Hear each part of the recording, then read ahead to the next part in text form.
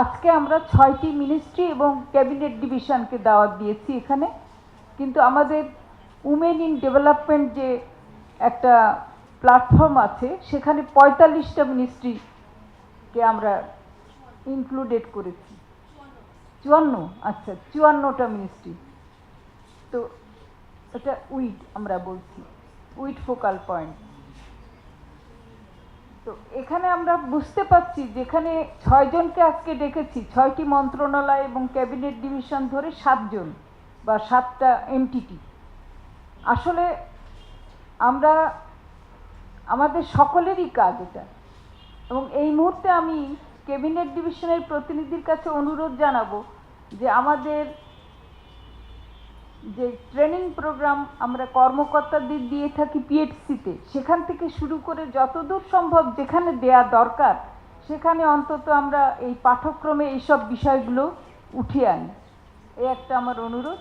আর শিক্ষা মন্ত্রণালয়ের প্রতিনিধি যিনি আছেন তাকে আমি অনুরোধ জানাবো যে এগুলোও আমাদের শিক্ষার পাঠ্যক্রমে ইনক্লুড করতে হবে, জানাতে হবে কেন আমরা পিছিয়ে আছি।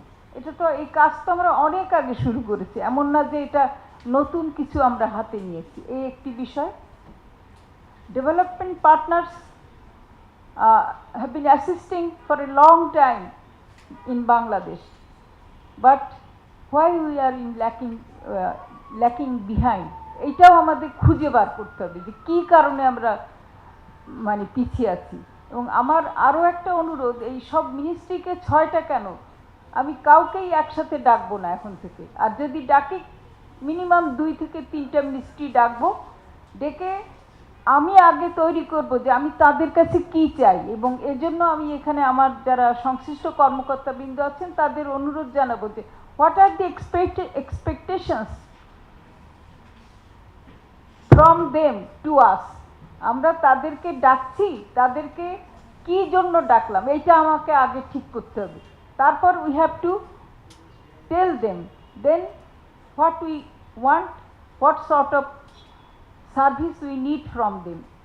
তখন আমরা বুঝতে পারবো যে আমাদের কি করতে হবে।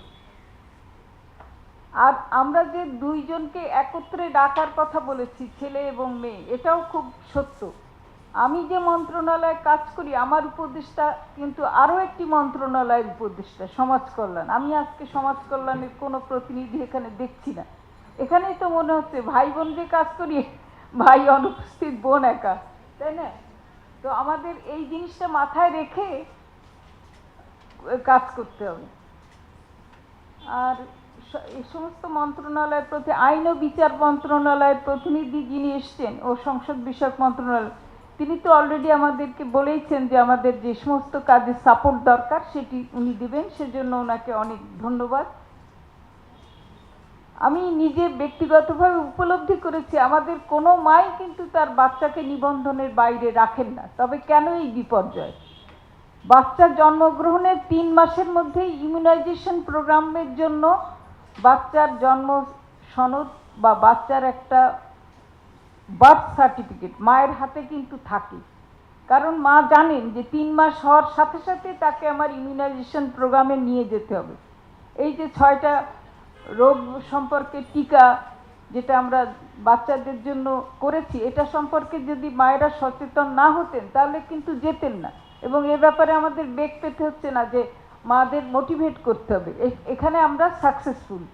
ঠিক তেমনি ওরা স্যালাইনের কথা যদি ধরেন, ওখানেও কিন্তু একসময় বলা হতো যে ঘুটা ঘুটা দিয়ে একটা অ্যাড ছিল, খুব পপুলার ছিল।